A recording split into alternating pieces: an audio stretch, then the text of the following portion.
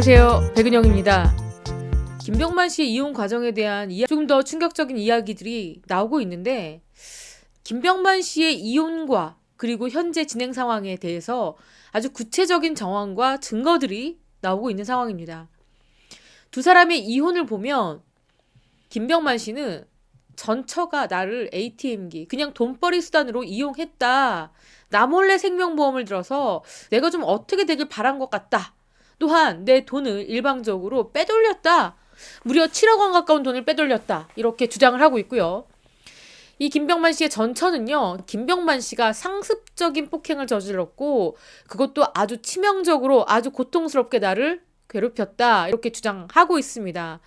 이런 가운데 구체적인 증거들이 나오고 있는데, 이 두 사람의 갈등을 좀 더 구체적으로 보기 위해서는 과거 이들이 처음 만날 때부터 돌아가야 될 것 같습니다. 김병만 씨는 2009년에 한참 인기가 있을 때 개그 콘서트 할 때였죠. 그때 전처를 만났습니다. 그야말로 팬과 인기 개그맨 사이였죠. 그리고 팬카페에서 두 사람은 여러 차례 편지를 주고받았습니다. 그러다가 이 전처가 김병만 씨에게 이런 제안을 합니다. 좋은 여자 소개시켜주겠다. 그리고 두 사람은 소개팅을 이유로 만나요. 처음에 오프라인에서. 김병만 씨가 아무리 기다려도 이 약속 장소에 소개팅녀가 오지 않자 소개팅할 여자는 언제 오시나요? 라고 물어보니 그녀가 이렇게 얘기했습니다. 저를 병만 씨에게 소개해 주려고 했어요. 이렇게 김병만 씨에게 플러팅을 했고, 이후부터 두 사람은 연인 관계로 발전을 하게 됩니다. S씨는 김병만 씨보다 7살 연상입니다. 김병만 씨가 1975년생이거든요. 그러니까 김병만 씨가 50살, 그리고 S씨는 지금 57살입니다. S씨는요, 2번 결혼하고 이혼한 사람이었고 이미 초등학생 딸도 있는 상황이었습니다. 그럼에도 김병만 씨는 정말로 그냥 순수하게 그녀를 사랑했고 아내로 받아들였고 혼인신고를 했습니다. 그야말로 초고속 결혼입니다. 2009년에 만났고 그리고 2010년에 혼인신고. 그러니까 만난 지 몇 개월 되지 않아서 혼인신고까지 해버렸죠. 결혼식은 올리지 않았습니다. 김병만 씨 입장에서는 이 전처의 여러 가지 사생활적인 부분이 언론에 알려질까봐, 그리고 S씨의 딸까지 외부에 알려질까봐 이들을 보호하기 위해서 결혼식은 올리지 않았습니다. 그런데 이 두 사람은요, 결혼 생활을 오래 하지 못했습니다. 왜냐면 김병만 씨는 주장합니다. S씨의 집착이 너무 심했다. 스케줄이 많아서 바빴고 연락이 안 되면 심지어 스태프들에게 전화해서 간섭을 했다. 매니저가 아니고 여기서 말하는 스태프는요, 방송가 관계자입니다. 그렇기 때문에 그 정도가 굉장히 집요하다. 사람은 웃기는 게 직업인 김병만 씨는 매일 전처와 다퉜기 때문에 하루하루가 지옥처럼 힘들었다. 사실상 결혼 1년 만에 별거 상태로 들어갔다. 그리고 외부에 알려진 공식적인 별거는 결혼한 지 4년 만입니다. 2014년 12월입니다. 그리고 2016년, 그러니까 결혼하고 6년부터는 거의 왕래가 없었다고 해요. 다만 왕래가 있었던 건 전처가 돈 이야기를 할 때만 연락이 됐다고 합니다. 특히 두 사람의 갈등은요, 이 S씨 전처의 지나친 간섭뿐만 아니라 자산 관리에 대해서도 이견이 컸습니다. S씨가요, 전처가 김병만 씨의 재산을 모두 다 관리를 했습니다. 김병만 씨의 인감, 통장, 공인인증서, OTP카드 모두 가져갔습니다. 그리고 생활비 명목으로는 1,000만 원씩 인출을 해갔습니다. 김병만 씨는 모든 경제권을 전처에게 뺏긴 상황이었습니다. 생활비를 쓰겠다고 돈 1,000만 원씩 가져갔으면서 관리비나 카드비, 세금은 모두 김병만 씨 통장에서 출금이 됐다. 도대체 2,000만 원을 어디다 썼는지 전혀 알 수가 없는 상황이다. 이렇게 두 사람의 갈등이 최고점을 향하고 있을 때 엄청난 일이 벌어집니다. 김병만 씨가 전처에게 이제부터 내가 통장 관리를 하겠다. 자산 내가 관리하겠다. 라고 이야기하자 갑자기 2019년 8월 1일 날 어떤 일이 벌어지느냐. 여기 보시면요, 뭔가 잔액 비교가 막 나옵니다. 2019년 7월 30일 S씨가요, 김병만 씨가 경제권을 되찾겠다라고 말을 하자 전처가 김병만 씨의 통장과 도장을 들고 은행을 찾아서 SC제일은행, 신한은행, 산업은행 등 4개 은행에서 무려 6억이 넘게 돈을 빼갔습니다. 김병만 씨가 이 돈을 관리하려고 하자 이 모든 돈을 찾아간 겁니다. 여러분. 김병만 씨가요. 연예인들은 진짜 돈을 많이 버는군요. 10년 동안 말이죠. 125억 6천만 원 정도를 벌었다고 합니다. 그러니까 1년에 12억 넘게 돈을 벌죠. 그중에 44억 원을 세금으로 냈습니다. 거의 3분의 1을 세금으로 냈죠. 그런데 지금 현재 김병만 씨의 재산은 49억 원입니다. 그러니까 30억 원이 어딘가 사라졌는데 이 30억 원을 다 썼다. 그녀가 다 썼다. 지금 이렇게 알려진 상황입니다. 심지어 무슨 일까지 있느냐. 이 전처의 예금 잔액 변동이 심했습니다.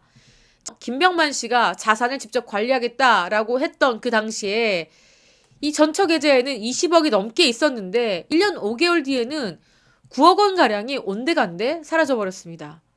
2020년 8월경에 S씨가요. 9,500만 원짜리 자기압수표 4장을 발행했습니다. 그러니까 4억 원 정도를 발행을 했죠.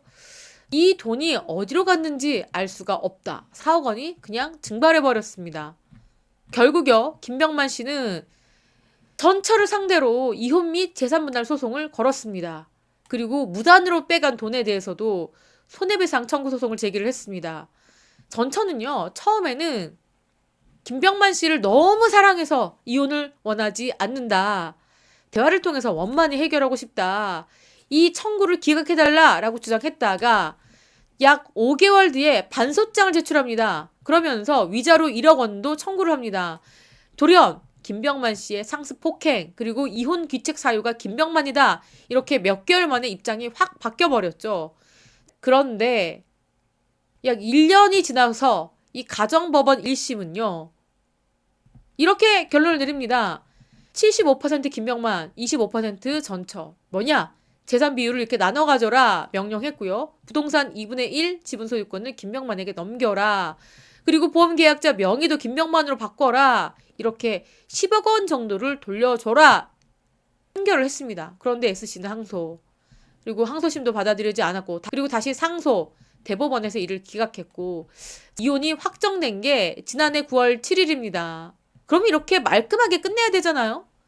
줄 건 주고 받을 건 받고 둘 사이는 깨끗하게 정리되면 되는데 올해 2월입니다. 전처가 김병만 씨에 대해서 여러 가지 혐의, 특히 상해폭행 등등등등의 혐의로 고소를 했습니다.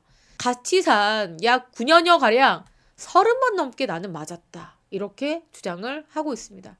내 딸도 내가 받는 걸 봤다. 폭행 수위가 굉장히 심했다. 이렇게 주장했어요. 그런데 경찰은 그녀의 주장을 받아주지 않았습니다. 왜냐? 김병만 씨가 한국에 없었기 때문이죠. 더 기가 막힌 건요. 김병만 씨의 딸이 사실 확인서를 썼습니다. S씨의 주장에 따르면 김병만 씨는 매우 무책임한 가장, 외부에만 떠돌고 그리고 상습적으로 폭행을 저지르는 사람인데 이 그녀의 딸은요. 김병만 씨에 대한 생각이 어떠냐. 뭐라고 얘기하냐면요. 엄마랑은 티격태격 하셨는데 저에게는 정말로 최선을 다해줬다. 저를 이만큼 잘 키워주시고 오랫도록 큰 사랑과 은혜를 베풀어줬다. 김병만 아버지는 영원히 잊을 수 없는 참으로 고마우신 분이라고 표현을 합니다. 여러분. 자, 이렇게 사실 이 딸이 어머니와 애착관계가 있기 때문에 어떻게 보면 어머니를 배신한 그런 증언이잖아요. 이렇게 하기가 힘든데 김병만 씨가 이 딸에게 어떻게 했는지가 너무나 느껴지는 부분이죠. 그러면서 뭐라고 얘기하느냐. 아버지는 해외에서 갔다 돌아오시거나 아니면 전화를 하면 첫 마디가 항상 이 딸의 이름을 부르면서 안부를 물었다고 해요. 그리고 키는 더 컸냐 물어보고 집에 오면 무조건 이 딸을 찾아서 크게 불러서 찾고 바로 키재기를 했고 그리고 자신의 아이돌 팬인데 이 아버지가 소속사 사장께 부탁해서 가장 좋은 자리 달라고 했고 그리고 매니저까지 붙여줬고 당신은 택시를 타고 돌아갈 정도였다. 나한테 그렇게 극진히 잘해줬다. 그분은 정말 저에게 최선을 다했다. 저를 이만큼 잘 키워주고 큰 은혜를 베풀어줘서 감사하다. 이런 사실 증명서를 썼습니다. 그랬기 때문에 김병만 씨 전처는 더 불리한 상황으로 갈 수밖에 없는 거죠. 자, 현재요. 이 S씨는요. 이상한 주장을 하고 있다고 합니다. 김병만이 재산 분할을 받지 않는 조건으로 파양 동의서를 써주겠다. 이런 조정안을 냈다고 합니다. 김병만 씨는 이 전처와의 관계를 깨끗하게 선을 긋고 싶어 합니다. 그런데 문제는요, 이 전처의 딸이 파양을 원치 않아 하고 있다고 합니다. 그런데 S씨는요, 내가 파양 동의서 써줄 테니까 재산 분할 안 해주겠습니다. 결국 딸을 미끼로 삼아서 김병만 씨의 재산을 분할하지 않으려고 하는 그런 계산법을 들이대고 있는 상황입니다. 상식적으로 좀 납득이 안 되는 그런 상황입니다. 지금요, 여러분. 지금 김병만 씨와 전체 이혼 소송은 끝났는데 남아있는 게 있습니다. 우선은요, 김병만 씨가 소송을 제기했습니다. 보험사를 상대로 보험 해약금 지급, 추신금, 명의 변경 소송 제기했고요. 그리고 재산분할금 5억 원도 더 돌려받아야 되는 상황입니다. 그리고 친양자인 딸을 파양하는 절차도 거쳐야 되고요. 또 폭행에 대한 검찰의 판단도 남아있는 상태입니다. 김병만 씨는요, 그야말로 전처와 엄청난 전쟁을 벌이고 있습니다. 김병만 씨는 돌려받아야 될 돈도 상당하고요. 또 양자로 입양한 그 아이를 파양해야 되는 가슴이 아픈 결정을 해야 되는 상황입니다. 그리고 전처의 아이는요, 파양을 원치 않고 있고요. 한편 그 엄마는요, 김병만 씨에게 파양을 해주는 조건으로 재산 분할을 해주지 않겠다라고 주장을 하고 있는 그런 말도 안 되는 상황이 현재 벌어지고 있습니다.